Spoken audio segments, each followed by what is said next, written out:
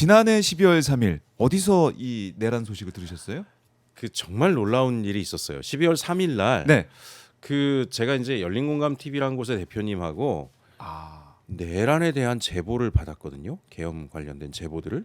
그래서 국회에 긴급하게 와서 12월 3일 날입니다. 예.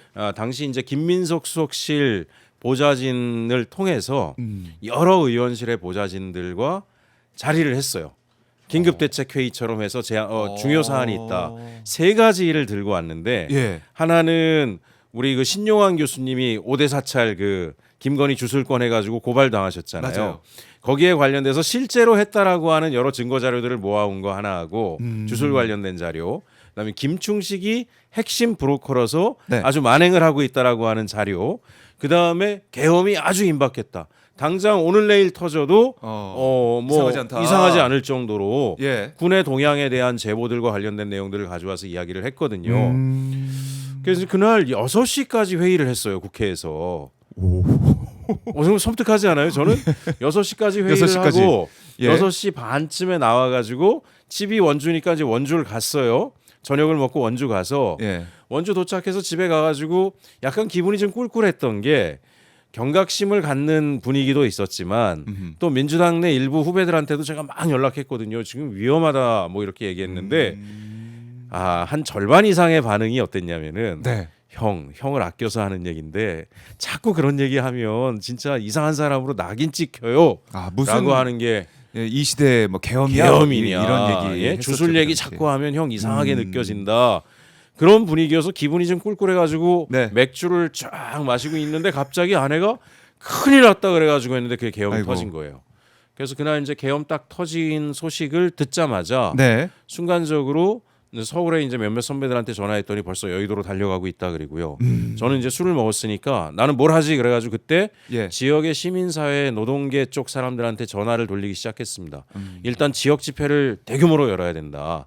그래서 서울로 검경이 집중되는 거를 막아야 되고 군경이 집중되는 것을. 네. 그리고 이제 그래서 제가 그때 놀라웠던 게 그때 일종의 좀 두렵기도 했지만 자신감이 있었던 게 진짜 오랜만에 연락한 거거든요. 한 10년 막 이렇게 만에.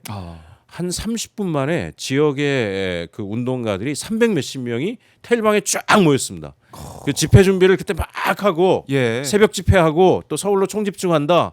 막 그러는데 계엄이 해제가 됐지만 또 그때 2차 계엄이 있을 거다라고 하는 그 제보들이 또 있어가지고 그래서 일단 집회를 한 다음에 곧바로 서울로 다들 끼어 올라왔죠. 야, 긴박했던 그 순간이 떠오르는데 저희가 이제 국회 앞의 상황만 지금 어제부터 계속 전해드리고 예. 있지만은 지역에서도 지역에서도 원주에서도 뜨거웠네요. 그럼요. 예. 그리고 지역별로도 막 전화들을 서로 돌렸어요. 어허. 전국 각 지역마다 들불처럼 집회들을 만들고 들고 일어나야 된다. 그래서 전국 집회를 만들어야지 국회나 서울이 고립되게 해서는 안 된다. 예. 총집중 집회는 서울로. 네. 그다음에 지역에서도 계속 집회를 해서 분산시키고.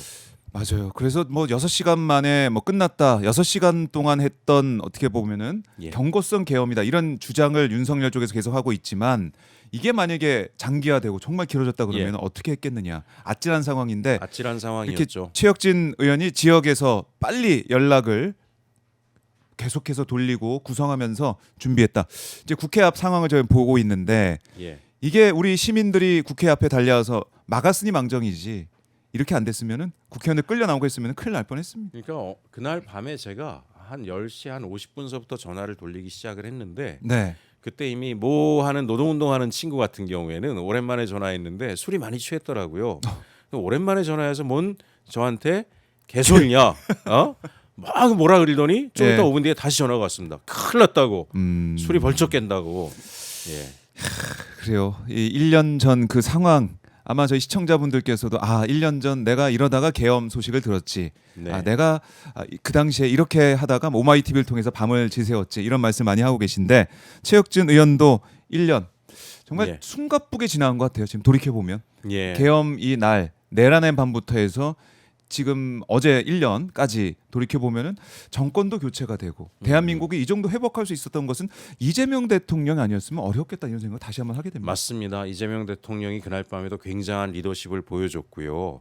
뭐 우원식 의장님도 상당히 큰 역할을 하셨고 또 한편으로는 마음 한구석에 확인되지 않는 기대였지만 저는 군이 전폭적으로 이 계엄에 전격적인 동조를 하진 않을 것이다. 네. 라는 생각이 좀 있었어요. 왜냐하면은 우리가 문재인 정부 때도 그렇지만은 군도 이제 민주시민 교육 같은 경우를 배우게 되고 하는 그렇죠. 과정 속에서 예. 시대가 바뀌었으니까 군 내부가 다만 이제 그런 상황에서 저는 그날 밤에 문득 어떤 우려가 있었냐면 군끼리 충돌이 일어나서 내전까지 가는 상황까지 가면 굉장히 안 좋을 텐데 그것도 걱정이 되더라고요. 내란에 반대하고 계엄에 반대하는 군 세력이 분명히 등장할 텐데 시민들을 네. 보호하겠다고 그 세력과 거기에 동참한 세력 간의 전투가 벌어지거나 이로 인해서 많은 청년들이 다치게 되는 상황까지 가면 네. 그건 정말 위험하겠구나라고 했는데 그날 여의도에 몰려오신 시민들이 큰 역할을 하신 게 평화적으로 자제하시면서 그 과정들을 맞아요. 관리하신 거예요, 사실. 폭력적으로 대처하지 맞습니다. 않았습니다. 너무나 감사하고 예. 네.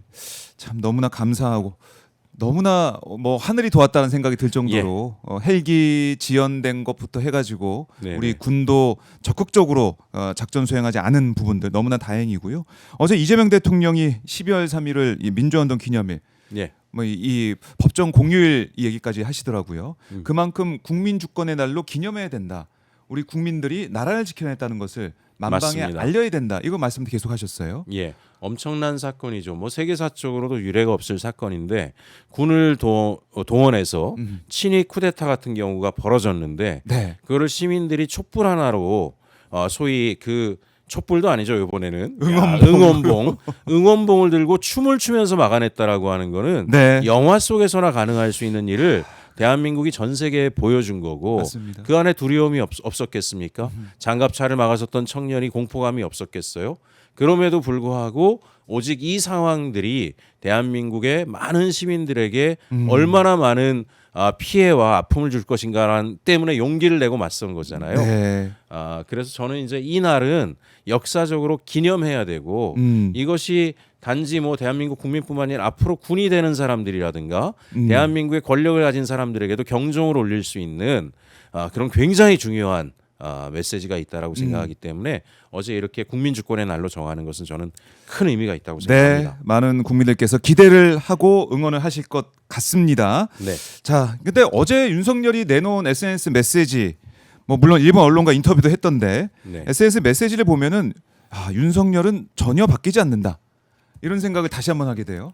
어제 그럼에도 불구하고 윤석열이 굉장히 중요한 메시지를 우리에게 줬다. 저는 어떤 아주 메시지입니까? 뭐냐면 최근에 예. 일부 인사들은 내란 척결로 인한 피로감들이 너무 과도하고 이제는 적당한 선에서 핵심들만 처벌하고 네. 사회 통합을 해야 된다, 봉합을 해야 된다 이런 얘기를 하는 분들도 곳곳에서 제가 만나거든요. 근데 어제 윤석열이 보여준 건 뭐냐면 네. 사회 통합이 될 리가 없다. 우리는 전혀 반성하지 않고 있고 네. 만약에 새로운 기회가 오면 언제든지 다시 똑같은 짓을 할 수 있다라고 하는 것을 은연중에 속내를 다 드러낸 거라고 보거든요. 그렇기 때문에 저는 어쨌든지 간에 내란 세력에 대한 확실한 척결이 대한민국의 새로운 번영의 기초를 닦는데 가장 중요한 과제라고 생각을 합니다. 이것이 국민적 갈등을 일으킨다. 어제 일본 신문들 같은 경우에는 상당히 많은 매체가 한국 사회가 극단적 대립으로 가고 있기 때문에 이제 어느 정도 선에서는 사회 통합을 고려해야 된다. 이런 메시지를 윤석열 그 인터뷰와 맞물려서 내고 있더라고요. 1년 뭐 이렇게 해서. 네. 저는 그런 메시지를 일본 쪽에서 나오는 이유는 딱 하나라고 봅니다. 가장 친일적이었던 거의 일본인스러웠던 전직 대통령이 감옥에 있다라는 것에 대한 아쉬움의 표현인 거지 그 사람들이 진정으로 대한민국이 강국으로 발전해 나가는 거를 염려해서 그런 메시지를 냈겠느냐 저는 그렇지 않다라고 생각합니다. 그래서 어제 윤석열이 요미우리 신문과 자신의 속내를 드러난 메시지를 함으로써 저는 어찌 보면 우리가 확실한 내란 척결로 대한민국의 새로운 번영을 준비해야 된다라고 하는 것들을 다시 한번 자각하는 계기가 됐다 이렇게 생각합니다. 그래요. 우리 국민들이 어떻게 보면 지치지 않게 만들고 있는 맞습니다. 윤석열의 메시지다. 맞습니다. 이렇게 볼 수가 있겠고 어제 장동혁 대표 같은 경우는 또 이제 사과를 사실상 안 했죠. 예. 안 하고 국민의힘 일부 의원들이 뭐 이제 25명이 모여서 하고 뭐 개별적으로도 사과 메시지 내면서 한 30-40명 정도 그 메시지를 냈던 걸로 제가 이제 기억이 되는데 예. 국민의힘의 이런 자세, 판단 이런 것도 우리 국민들한테 시사는 막 클 것 같아요. 그 이제 속마음들을 이제 노골적으로 내기 시작하는 거고 예를 들면 자신감이 좀 생긴 것 같아요. 조이대 대법원 체계에서 자신들은 안전할 수 있겠다라고 하는 자신감의 표현이 아닐까라는 생각이 들어서 저는 어떤 생각이 드냐면 지금 조이대 대법원 체계에서 나오는 판결 있잖아요. 영장 기각 거기에 따라붙는 판결문이나 이런 것들 내용과 네. 국민의힘의 주장이 많이 닮아 있습니다. 예, 그래서 다툼의 여지가 있다. 꼭 들어가요. 다툼의 여지가 있다. 다툼의 여지가 있다. 그렇죠. 그러면 국민의힘이 지금 국회에 들어와서 또는 국회 바깥에서 늘 얘기하는 게 뭐가 내란이냐? 내란이 아니다. 그리고 계엄이라고 하는 것도 우리가 뭐 계엄을 하고 싶어서 했냐? 민주당이 폭주를 하니까 네. 대한민국을 지키기 위해서 마지못해 경고성 계엄을 했다. 뭐 이런 얘기와 법원이 다툼의 여지가 있다라고 하는 걸로 영장을 기각하는 것들은 저는 논리적으로 많이 맞닿아 있다라고 생각합니다. 그래서 기본적으로 이 사람들이 무언가를 공유하고 있는 게 아닌가, 공모하고 있는 게 아닌가 그런 것들이 장동혁에게 저런 쓸데없는 자신감들을 부여하고 있다라고 보기 때문에 네. 사법개혁이다라고 하는 것도 이참에 대단히 중요하고 사법개혁이라고 하는 것이 내란 척결의 한 중요한 과정이다라고 저는 생각하고 있습니다.